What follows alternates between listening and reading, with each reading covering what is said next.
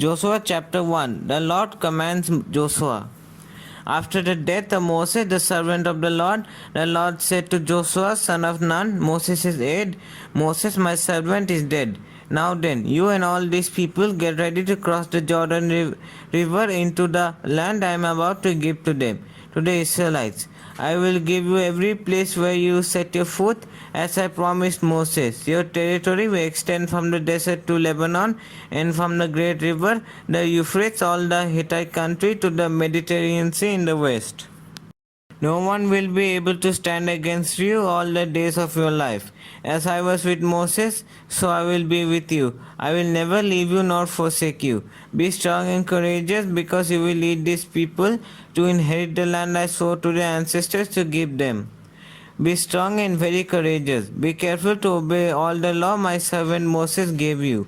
Do not turn from it to the right or to the left, that you may be successful wherever you go. Keep this book of the law always on your lips. Meditate on it day and night, so that you may be careful to do everything written in it. Then you will be prosperous and successful. Have I not commanded you? Be strong and courageous. Do not be afraid. Do not be discouraged, for the Lord your God will be with you wherever you go. So Joshua ordered the officers of the people, go through the camp and tell the people, get your provisions ready. 3 days from now you will cross the Jordan here to go in and take possession of the land the Lord your God is giving you for your own.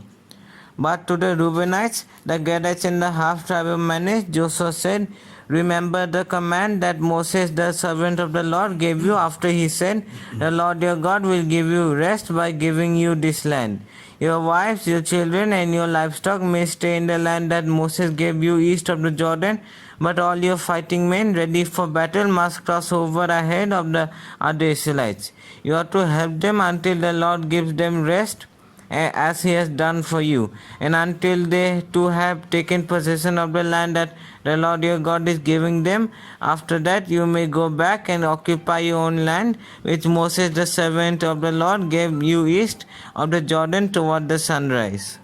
Then they answered Joshua, whatever you have commanded us we will do, and wherever you send us we will go. Just as we fully obeyed Moses, so we will fully obey you. Only may the Lord your God be with you as he was with Moses.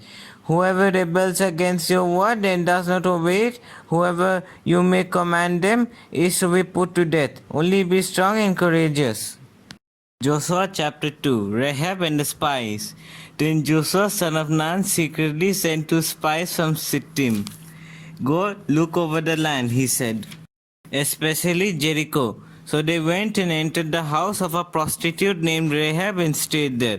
The king of Jericho was told, look, some of the Israelites have come here tonight to spy out the land. So the king of Jericho sent this message to Rahab, bring out the men who came to you and entered your house, because they have come to spy out the whole land. But the woman had taken the 2 men and hid them. She said, yes, they came to me, but I did not know where they had come from. At dusk, when it was time to close the city gate, they left.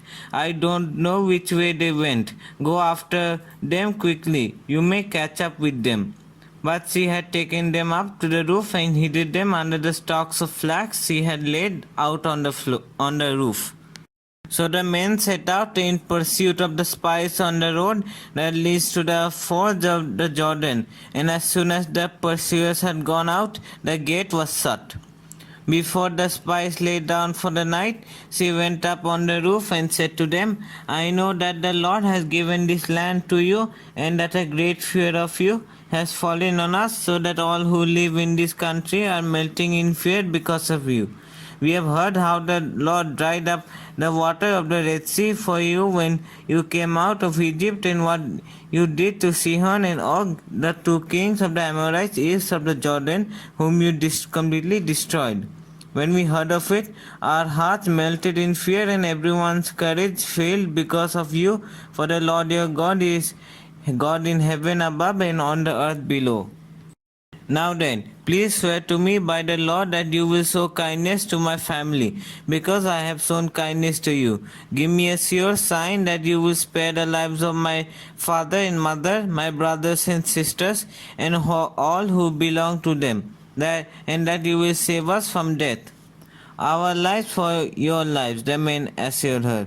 If you don't tell what we are doing, we will treat you kindly and faithfully when the Lord gives us the land. So she let them down by a rope through the window, for our house she lived in was part of the city wall. She said to them, Go to the hills so the pursuers will not find you. Hide yourselves there 3 days until they return, and then go on your way. Now the man had said to her, This oath you made us swear will not be binding on us, unless when we enter the land you have tied this scarlet cord in the window through which you let us down, and unless you have brought your father and mother, your brothers and all your family into your house. If any of them go outside your house into the street, their blood will be on their own heads. We will not be responsible. As for those who are in the house with you, their blood will be on our head if a hand is laid on them. But if you tell what we are doing, we will be released from the oath you made us swear. Agreed, she replied. Let it be as you say. So she sent them away, and they departed, and she tied the scarlet cord in the window. When they left, they went into the hills and stayed there for 3 days, until the pursuers had searched all along the road and returned without finding them. Then the two men started back. They went down out of the hills, forded the river, and came to Joshua son of Nun and told him everything that had happened to them. They said to Joshua, The Lord has surely given the whole land into our hands. All the people are melting in fear because of us. Joshua chapter 3, Crossing the Jordan. Early in the morning, Joshua and all the Israelites set out from Shittim and went to the Jordan, when they camped before crossing over. After 3 days, the officers went throughout the camp, giving orders to the people. When you see the ark of the covenant of the Lord your God and the Levitical priests carrying it, you are to move out from your positions and follow it. Then you will know which way to go, since you have never been this way before. But keep a distance of about 2,000 cubits between you and the ark. Do not go near it. Joshua told the people, Consecrate yourselves, for tomorrow the Lord will do amazing things among you. Joshua said to the priests, Take up the ark of the covenant and pass on ahead of the people. So they took it up and went ahead of them. And the Lord said to Joshua, Today I will begin to exalt you in the eyes of all Israel, so that they may know that I am with you as I was with Moses. Tell the priests who carry the ark of the covenant, when you reach the edge of the Jordan's waters, go and stand in the river. Joshua said to the Israelites, Come here and listen to the words of the Lord your God. This is how you will know that the living God is among you, and that he will certainly drive out before you the Canaanites, Hittites, Hivites, Perizzites, Girgashites, Amorites, and Jebusites. See, the ark of the covenant of the Lord of all the earth will go into the Jordan ahead of you. Now then, choose 12 men from the tribes of Israel, one from each tribe. And as soon as the priests who carried the ark of the Lord of all the earth, set foot in the Jordan, its waters flowing downstream will be cut off and stand up in a heap. So when the people broke camp to cross the Jordan, the priests carrying the ark of the covenant went ahead of them. Now the Jordan is at flood stage all during harvest. Yet as soon as the priests who carried the ark reached the Jordan and their feet touched the water's edge, the water from upstream stopped flowing. It piled up in a heap a great distance away at a town called Adam in the vicinity of Zarethan, while the water flowing down to the sea of the Arabah, that is the Dead Sea, was completely cut off. So the people crossed over opposite Jericho. The priests who carried the ark of the covenant of the Lord stopped in the middle of the Jordan and stood on dry ground, while all Israel passed by until the whole nation had completed the crossing on dry ground. Joshua chapter 4. When the whole nation had finished crossing the Jordan, the Lord said to Joshua, "Come." Joshua chapter 4. When the whole nation had finished crossing the Jordan, the Lord said to Joshua, "Choose 12 men from among the people, one from each tribe, and tell them to take up 12 stones from the middle of the Jordan, from right where the priests are standing, and carry them over with you and put them down at the place where you stay tonight." So Joshua called together the 12 men he had appointed from the Israelites, one from each tribe, and said to them, "Go over before the ark of the Lord your God into the middle of the Jordan. Each of you is to take up a stone on his shoulder according to the number of the tribes of the Israelites, to serve as a sign among you.